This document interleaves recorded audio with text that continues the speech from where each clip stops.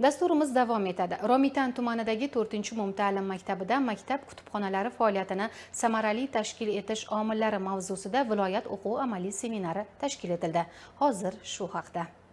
Zamonaviy ta'limda kutubxona shunchaki kitob saqlanadigan joy emas, balki o'quvchining fikrlashi, izlanishi va dunyoqarashi shakllanadigan muhitdir. Shu bois maktab kutubxonalari faoliyatini zamon talablari asosida tashkil etish tobora dolzarb ahamiyat kasb etmoqda. Romitan tumanidagi 4-umumta'lim dargohida maktab kutubxonalari faoliyatini samarali tashkil etish omillari mavzusida o'tkazilgan viloyat o'quv-amaliy seminari aynan shu maqsadga xizmat qildi. Tadbirda tuman va shahar maktablarida faoliyat yuritayotgan kutubxonachilar, soha mutaxassislari, viloyat bolalar kutubxonasi xodimlari ishtirok etishdi. Seminar ishtirokchilari dastlab namunali maktab kutubxonasi faoliyati bilan bevosita tanishdilar. Bu yerda kitobxonlikni rivojlantirish bo'yicha joriy etilgan loyihalar, o'quvchilarga moslashtirilgan qulay sharoitlar, interaktiv yondashuvlar ko'pchilikda ijobiy taassurot qoldirdi. Viloyat bolalar kutubxonasi mutaxassislari tomonidan me'yoriy hujjatlar bilan ishlash, o'quvchilar orasida mutolaa madaniyatini shakllantirish, kitobxonlik loyihalarini xalqaro tajriba asosida olib borish usullari bo'yicha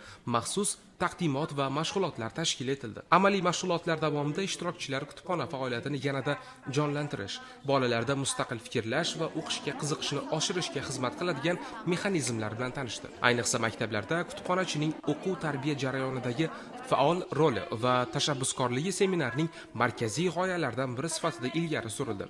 Shubhasiz, bugun maktab kutubxonasi o'qituvchi va o'quvchi orasidagi intellektual ko'prik, maktab madaniyatining ajralmas qismi.